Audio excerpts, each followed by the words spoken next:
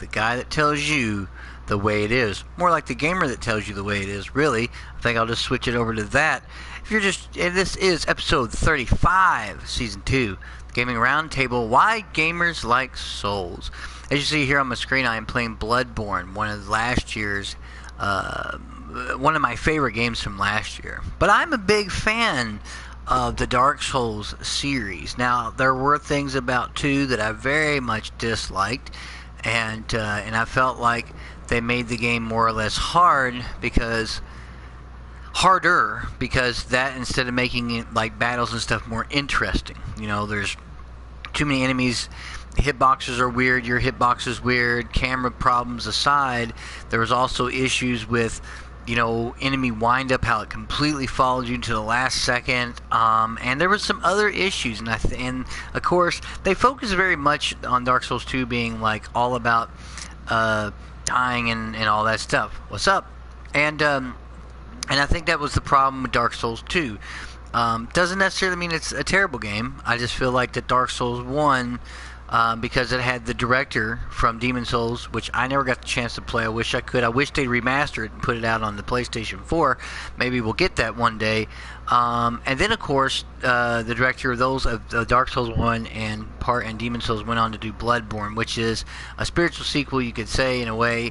And this all takes place in the Gothic setting. I've always said this about Bloodborne. This is From Software's version of Castlevania. I'm using my character here that I did name Simon Belmont. I got my Trick Cane, which is a chain whip sword, and I can switch it right back to a regular cane and use that and my one-handed pistol here. And in the Gothic setting, and the game deals with blood, you do fight werewolves and other all manner of creatures. In the Gothic setting, I just was like, this is basically like From Software's twisted version of Castlevania in many ways. And it became one of my favorite games because of the way that they changed up. This game is more about aggressiveness and attack, and it's a little bit, just a little bit more accessible than the Souls games, because the Souls games is all about defense and picking your spots. This is too, except for it's much more about your aggressive style play. Another game that I really like that is a lot like a Souls game and borrows heavily from is Lords of the Fallen, which, although that is more story-based driven with your character, who you play as Harkin, it's still a really awesome game if you are into the Souls style game, because it pretty much uses that. But it also does a couple things differently, which I really like. So it's not just some carbon copy clone. But I love the speed of the combat in here, the fact you can dodge fast and quickly, and all that good stuff. And that's one of the things I like about it. I love this game. I think graphically it is amazing. I love the fact that it just captures that Gothic setting so well. Gotta avoid that mob there. And it's a beautiful game. What music is in the game, it's subtle, it's nice. But I think one of the reasons why gamers, including myself, are really into the Souls series or games like the Souls series, and I think it's because it's not just because it's about the difficulty or the challenge, which is often what people bring about. I think the director always looked at, it's not really so much about the difficulty. The difficulty was a way to bring you into the world. The game does not hold your hand. It allows you to go anywhere you want, even places that you have no fucking business going to, right? Kind of like my workplace. But it's kind of hilarious because you can do that, but it also makes you go like, we want you to feel like that, you know, you're also intelligent enough to know that you probably shouldn't go there.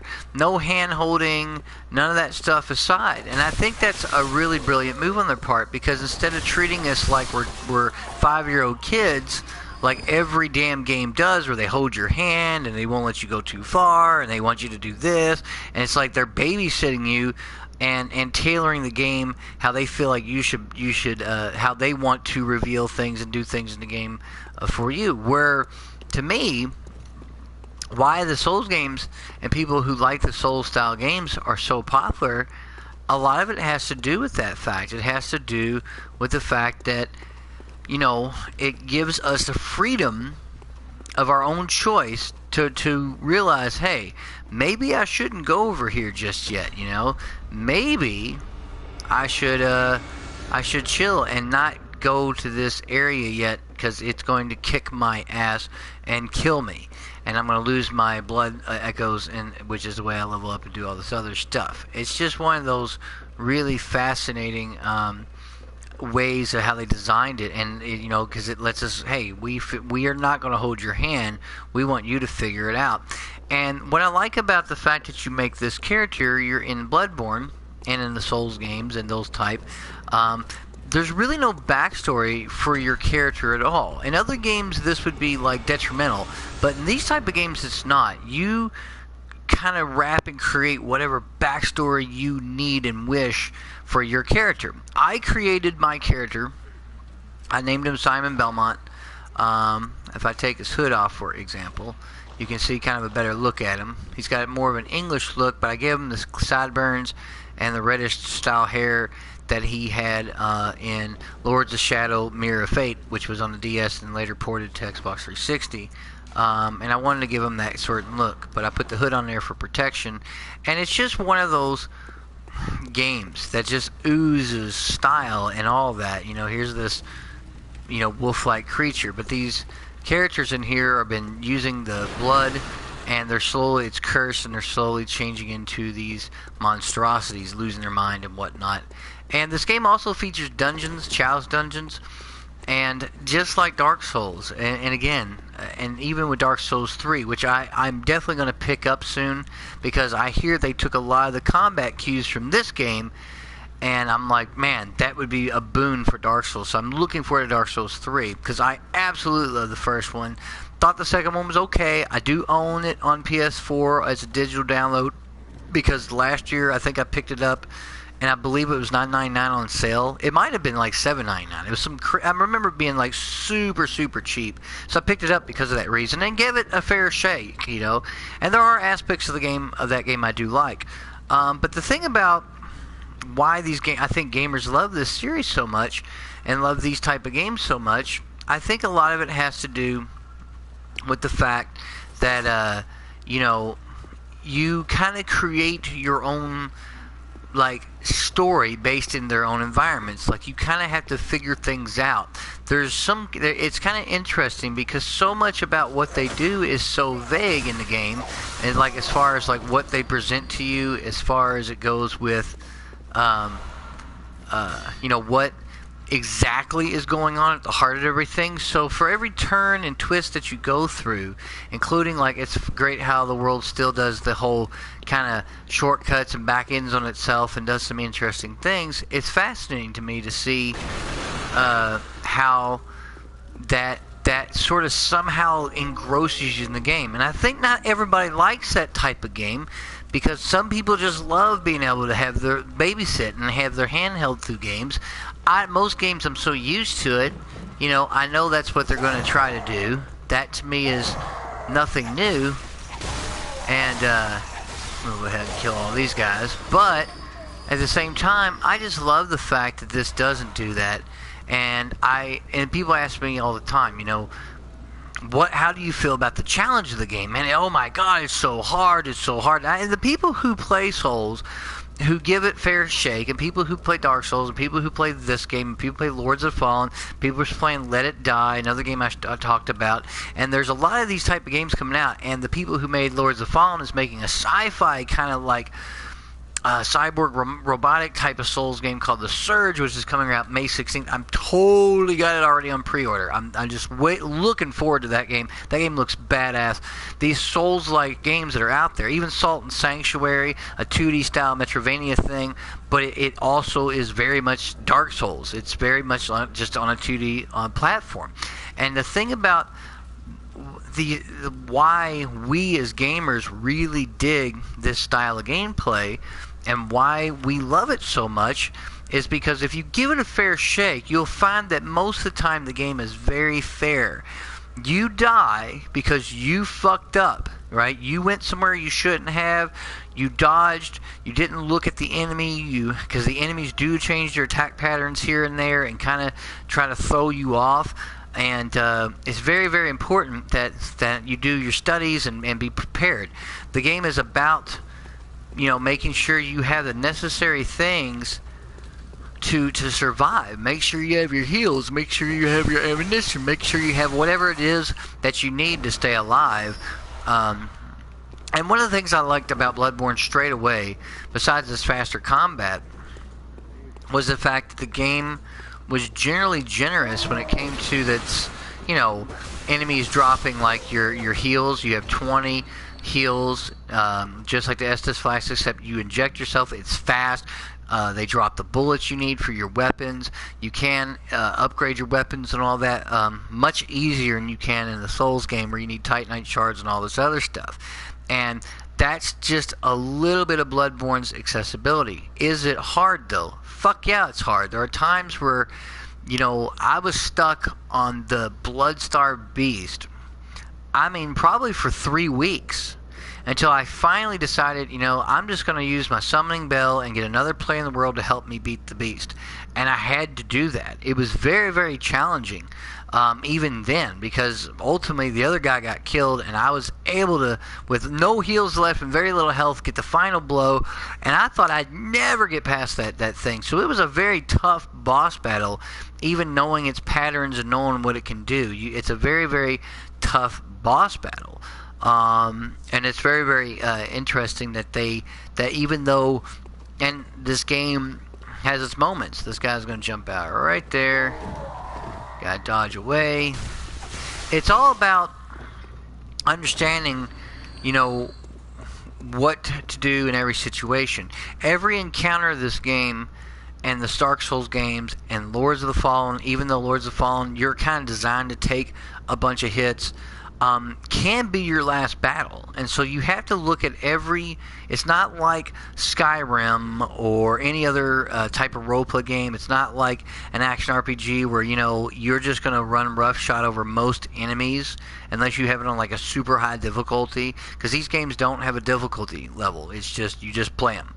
And you have to treat every encounter in this game with literally a grain of salt. Like, you have to be like, okay, even the little peons I'm fighting, and it looks like I'm just running roughshod over. Believe me, 2 or 3 of them coming at you with the different patterns. It's not always easy to make out what they're going to do. And I have been nearly killed a couple times already because of that. You also remember that they offer you can get pebbles in the game, which you can throw and lure single enemies away. And that's another thing I like about the game.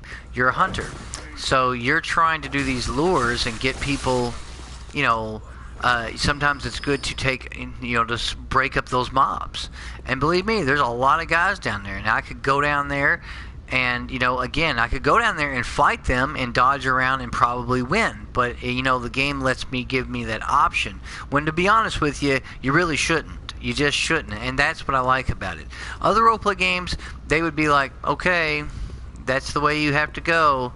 Now we want you to go down there and deal with that, and that's the difference. And I never want to say that Souls is for the hardcore gamer, because I don't believe that. I think the Souls series, and Bloodborne included in that, and Lords of the Fallen, and the Surge is coming up, and Salt and Sanctuary, and the other Souls-like games that are out there and coming out, these being the most well-known, I think that as gamers, we like them because I think as gamers, we need to be challenged. Games today are fucking easy. They're just pitiful. I mean, even there are gamers out there that put in the hardest difficulty and say it still didn't feel all that hard, and I think we need to be challenged. And I think games like The Division, which is a really fun game, but their idea of challenge is, we're going to put a boss out here that can take hundreds, if not tens of thousands of bullets before you drop them. It's unrealistic and bullshit, but that's how they classify difficulty. In Destiny, for example, their idea of difficulty is, okay, this normal boss is not only going to take like hundreds of thousands of points of damage, but we're also going to make sure there's arc and solar burn and all the stuff that can really wreck your character. In many ways, though, that's a dick move on their part. You know why it's a dick move on their part? Because generally speaking, even on a Nightfall, the rewards are not like, holy shit, I got this amazing thing. It doesn't happen that way. Because again, the exotics are the exotics. It's not a real random loot generator. It's an RNG system. I've already discussed that and covered that. But that's my point, is they make that hard because for the sake of hardness. They want to say, you know what, we're going to do arc burn and solar burn and it do more damage if you're jumping. And that's how we make our game difficult. Well, it's a dick move because you basically know that you just stacked the deck completely and totally against our guardians. That's not what makes a game hard or challenging. That's just a dick move on my part. Where this game is challenging, and they do it in how do we make a game and how do we make these fights what they refer to as interesting. How do they make it interesting? And that's what I think that's what I like so much about the Souls, and I think that's one of the big reasons we like it. They don't say we made this game hard. We made this game hard, and therefore, and there you go. That's it. It's just hard. We're gonna make these enemies do too much damage, and you're not gonna have a chance. But in these games, typically they say, well, how can we make this fight interesting? Like going to Dark Souls and you fight the wolf that's the size of a building with a sword that's also the size of a building, and you go, I'm dead. There's nothing I can do to fight this thing. And that's not true, because you do stand a chance if you understand the mechanics of the game. I remember a girlfriend of mine, not my girlfriend, but a friend that's a girl, she watched me play Dark Souls, and she said, I play this game and just get slaughtered. You make it look easy. And I said, it's not easy, is what I told her. I said, this is not easy. It's because I spent time understanding the mechanics of the game, and you have to be cautious every encounter. And I said, this is why I like Souls so much, is why I like Bloodborne. Now, Dark Souls 2 kind of jacked up with a different director, and they really focused on making stuff harder and not so much interesting. And that's overall an issue in my book, and should have been done a little bit differently and wasn't. And again, I don't necessarily want to fault the game, because it does do some things well, but it does ultimately feel like it just doesn't have that same appeal to me. I did play it, but there's things that they did in that game that didn't make a whole lot of sense. Like, one of the big things about this type of game, Souls and all that, is the risk reward. Especially with the bonfire system, it's like, well, I've got like 10,000 souls or 12,000 souls or whatever I've got, and I'm in the middle of this level, and if I could easily go back, but then if I use the bonfire, all the enemies respawn. I got to deal with them again, and I may not have I might get slaughtered in the way, or get hurt a lot, or have to use more items. Or do I press forward hoping that there's a bonfire there so I can continue? And that's the risk reward of these type of games. It's really like, oh man, I made it back, wow. It's very rewarding, because it's these small rewards that matter and not so much the big ones. And that's what makes, again, why I think we as gamers love these type of games. Now, Dark Souls 2 kind of jacked it up a little bit. In the words of Angry Joe, you done fucked it up. And because they tried to put a lot of emphasis on how fucking hard the game is by making the fights more harder and not interesting.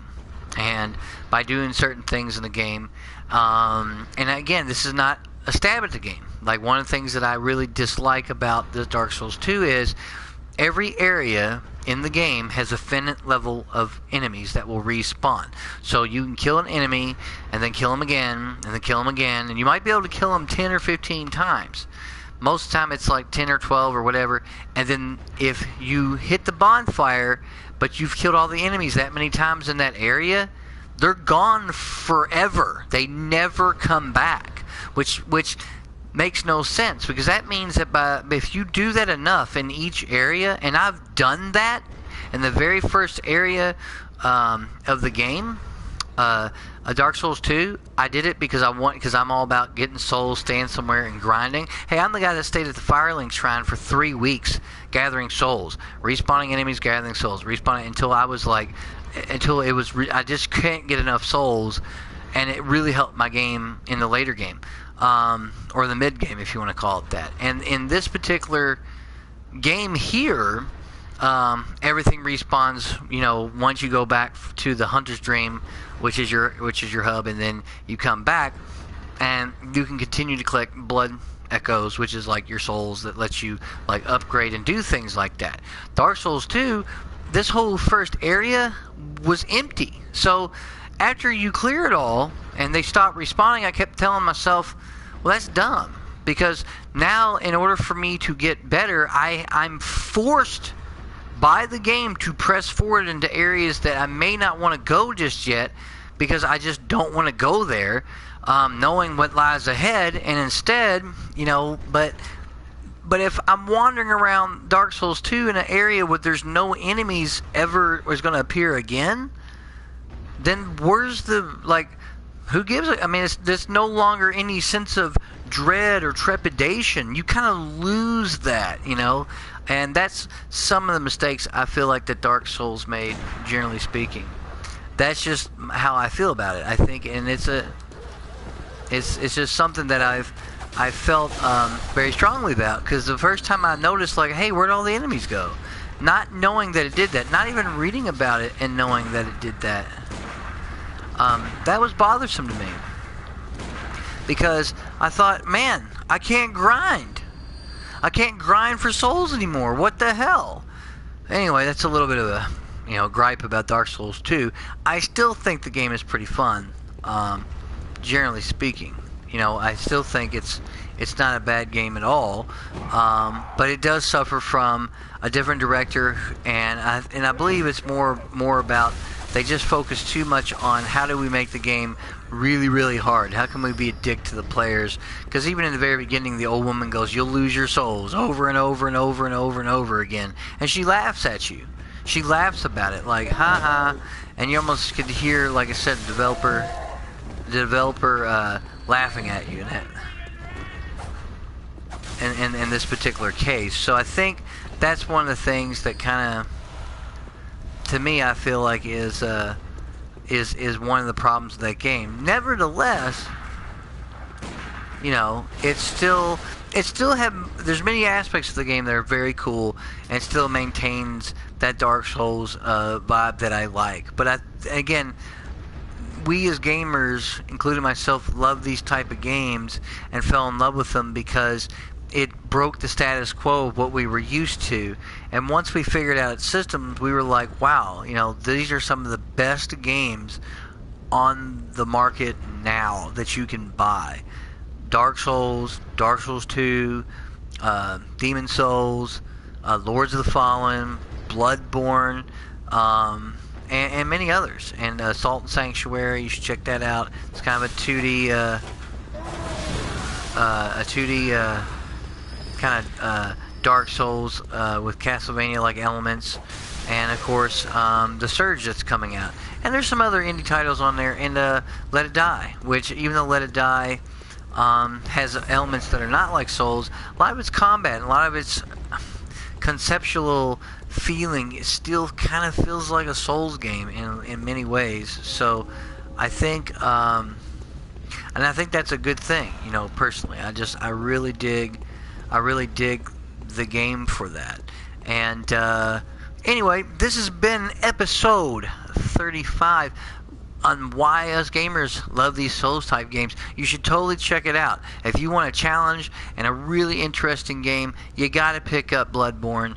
It's dirt cheap now. It's like $17.09 at your GameStop with your power up reward card. It's very cheap. It's totally worth it. You're gonna get about 60 to 80 hours worth of gameplay plus the challenge dungeons. There is an expansion out called The Old Hunters, which I plan on getting. I want to check that out. And please subscribe to my channel. Please tell your friends about it. And I'll see you next time on the Gaming Roundtable. Thanks for pulling up a chair. And as always, gamers, you know it, good gaming. And if you're playing Bloodborne, good hunting.